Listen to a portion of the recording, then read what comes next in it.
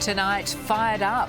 Lockdown rage on the streets of Sydney and Melbourne as our COVID crisis hits uncharted territory. 825 new cases in a single day. The beachside party turned super spreader event, and now 3 suburbs are on alert. Stupid and selfish, the criminal behaviour putting us all under threat. But more than 300,000 reasons for hope. Australia hits a vaccine record. And a big win for the Sharks keeps their season alive as the Tigers miss the finals once again. This is 9 News with Georgie Gardner. Good evening. There were disturbing scenes today as anti-lockdown protesters clashed with police in Sydney and Melbourne. Many without masks. Demonstrators took their anger to the streets just an hour after the Premier revealed a record 825 new COVID cases across the state. Police in force with a threat loud and clear. Let's go! Everyone, move it!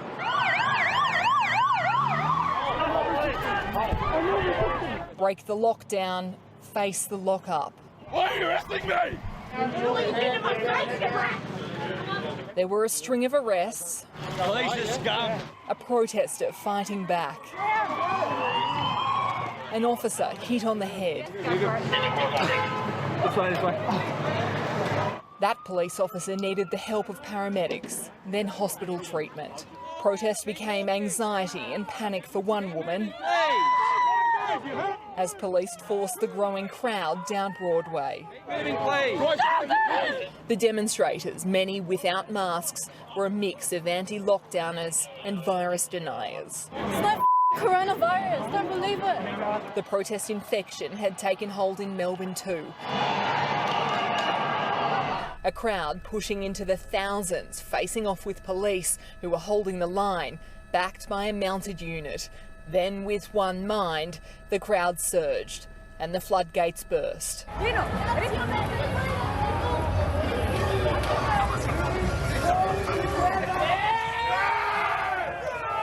Melbourne is enduring another round of enforced and comprehensive lockdown.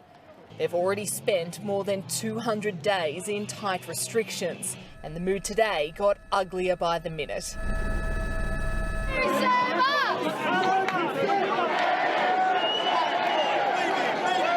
Again, there was barely a mask in sight. Back in control, police made a string of arrests and corralled the protesters, even as some claimed they'd been abused. This is a crime against humanity when police officers can spray us illegally with pepper spray for just walking about free in this city. Some of the anger directed at the media as well. Are you mainstream media? No, I do not. Go away. You're the problem. It's off. In Sydney, there was no appetite by police for a repeat of last month's big protest. Blue uniforms flooded possible trouble spots on approaches to the CBD and no early sign of protesters. There were roadblocks, units monitoring public transport and a reserve force waiting in the wings. These are all the cars outside the SCG ready to deploy. There are hundreds right now. There'll be roadblocks in place in every direction in and out of the city. They're certainly taking no chances on any protest activity today. But confrontation soon built up as a growing crowd seeped into the city centre. 20 minutes of chaos, then the group dispersed. Officers on standby in Parramatta as they threatened to relocate to the city's second CBD, a threat as empty as the streets. With the whole of New South Wales under tight lockdown, patience of the government and police at its limit. Protesters arrested today can expect no leeway from the law.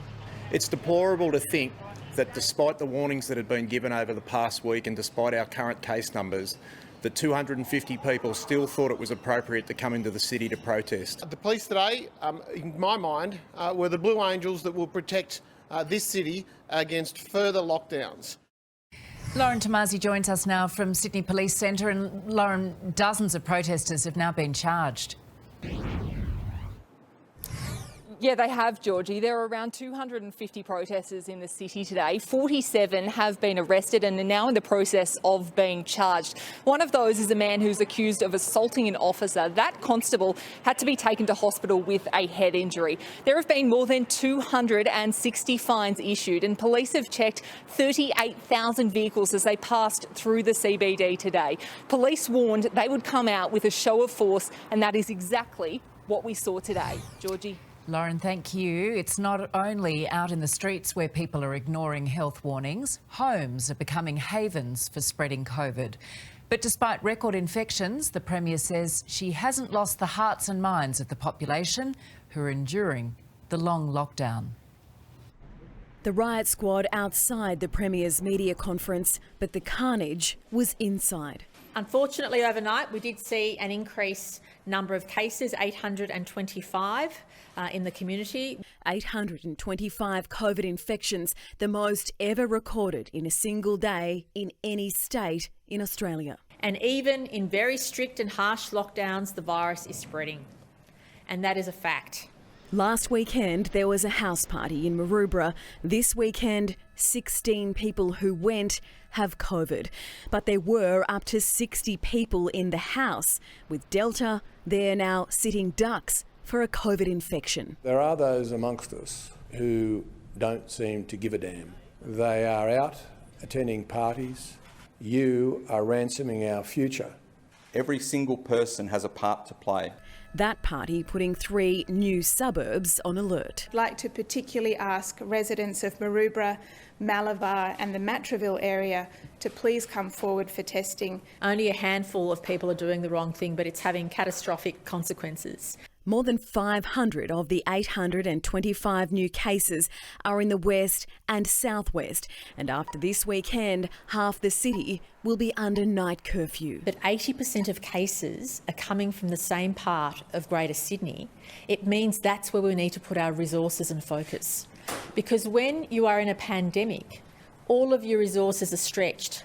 There are 38 new cases in Western New South Wales. Most are in Dubbo, and a large funeral in Wilcannia may end up being a super spreading event. I'm hearing that there could have been up to between 350 and 500 people at that funeral.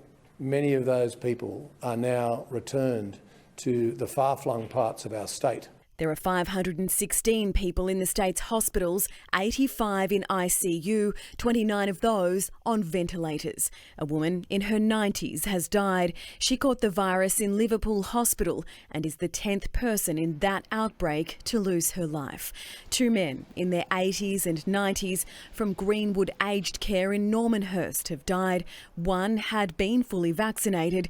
6 residents have now caught COVID in the facility after an unvaccinated staff member went to work while unknowingly infectious. 4 of the 6 positive residents were not vaccinated as they had declined to be immunised. Yesterday, a bumper day for vaccines. 127,000 doses in New South Wales. That takes our total to 5.8 million shots. That's 57% of us have had 1 vaccine, 30% are fully vaccinated. And once you get to 70% double doses, it will be a situation where the vaccine rate will be more critical than how many cases we have. The key measure for us is to keep people out of hospital.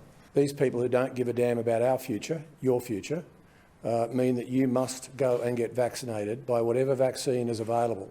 Last night, 1 million text messages went to 16 to 39-year-olds in the 12 LGAs in hard lockdown in Sydney's west and southwest, giving them a priority ticket for a Pfizer shot. I understand we've already had 230,000 bookings. When we do start opening up, we don't want the unvaccinated to be unprotected. Opening up, still a long and hard road ahead. Borders will be the final frontier. If Queensland hits 70% and New South Wales does, but there are still hundreds of cases in New South Wales, would you open up the border?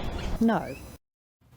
Lizzie Pearl joins me now in the studio, and Lizzie, cases really surged today. Oh, absolutely, Georgie. On July 21, just a month ago, we were talking about 110 locally acquired cases.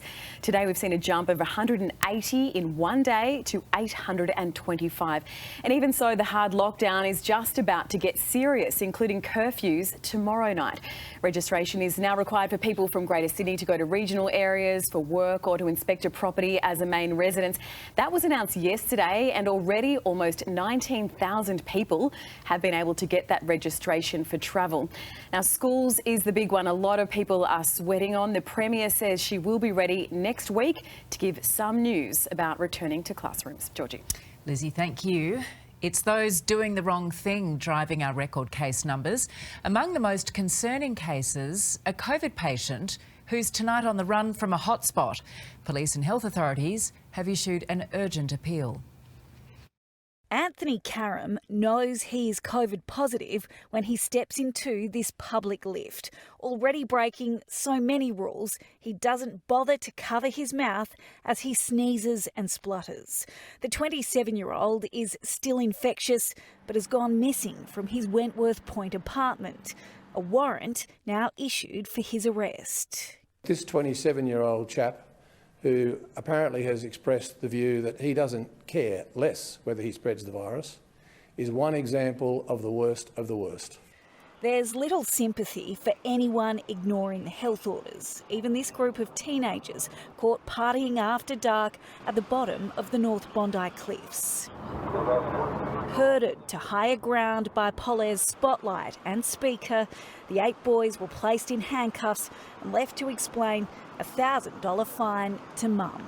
681 penalty infringement notices issued in the last 24 hours. More than 400 of those notices were again for people being outside of their home without a reasonable excuse. Sideline Sharks player Josh Dugan denies lying to police when he was found a long way from Sydney. The 31-year-old stopped at 11:30 last night in Lithgow, where he allegedly told officers he was moving to the area and feeding animals before admitting to visiting a friend. He and a passenger turned back to Sydney, only to be pulled over a second time, travelling in the wrong direction. The NRL is investigating and criminal charges could be laid. It's getting harder and harder to hide if you're doing the wrong thing, especially in the construction industry, a crackdown following on from the recent shutdown. Workers sent home if their paperwork isn't in check.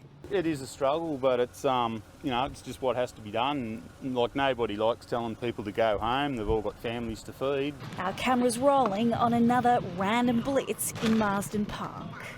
Authorising me under the Public Health Act. Inspectors have asked these tradesmen to show proof of their QR check-in as well as identification and vaccination records. One of the men here is from Campsie and he doesn't have his documentation, so he's being sent home.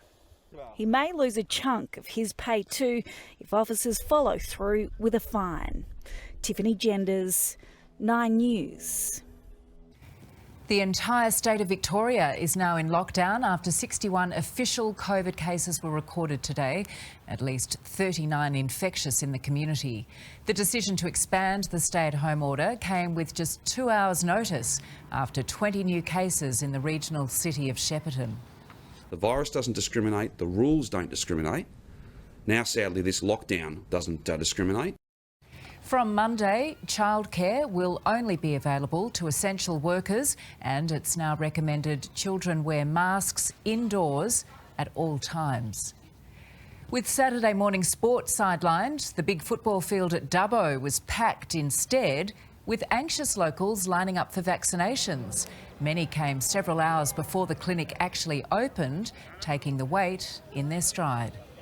I think it's very encouraging. As a community, we're quite at risk, as you would have seen over the last couple of weeks, and the fact that so many people have willingly lined up for the vaccination shows our heart for the community. With medical professionals working almost non-stop, our Defence Forces are also playing a crucial role in the state's west. A new record for the national vaccine rollout, with more than 310,000 Australians rolling up their sleeves yesterday, the highest ever turnout. 16.8 million vaccine doses have now been administered nationwide. 6.1 million people, or 29% of eligible Australians, are now fully vaccinated.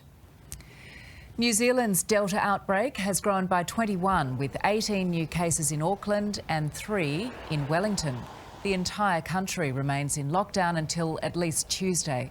The new infections have brought the total number of cases to 51. Joe Biden has pledged to get all Americans and allies out of Afghanistan, but admitted he doesn't know how many are still there or where they are.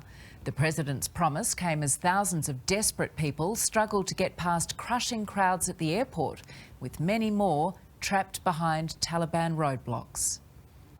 Taliban militants beat those huddled at the fence around Kabul airport.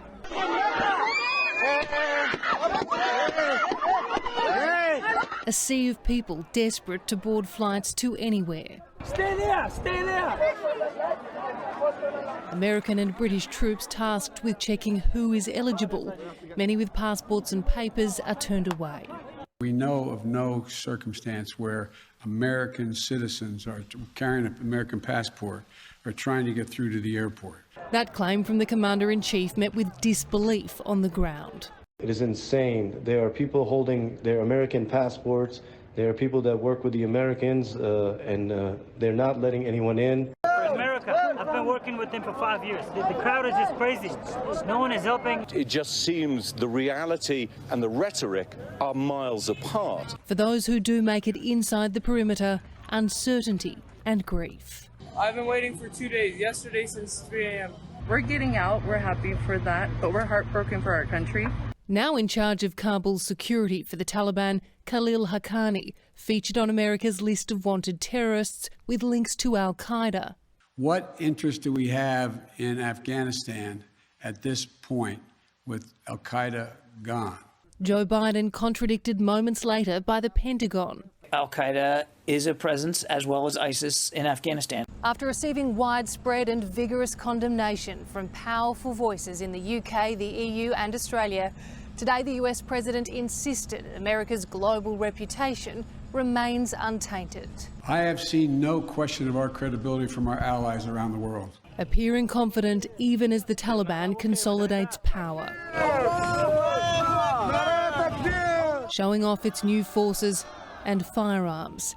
In Washington, D.C., Amelia Adams, 9 News. The family of an Afghan interpreter killed while working alongside Australian soldiers is pleading for his parents to be allowed into Australia. They're stranded in Germany tonight as RAAF planes rescue dozens more from the clutches of the Taliban. One by one they line the tarmac, Australians, New Zealanders and Afghans, all in the queue to freedom. The voice of children heard over the sounds of engines. Overnight, more than 80 people were flown out of Kabul. This brings to over 240 people that we have moved out of Afghanistan. They're all leaving behind this.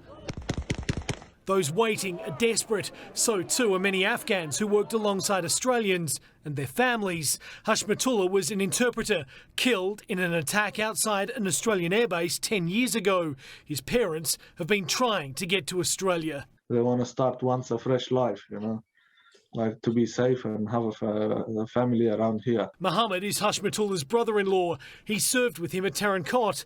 Hashmatullah's parents and extended family hid from the Taliban for days last week before fleeing, managing to get on a flight out, a US one, not an Australian one. Hours ago, they landed in Germany. Their daughter and son-in-law are pleading for the Australian government to help reunite their family. We did a lot for them in Afghanistan. We risked our lives.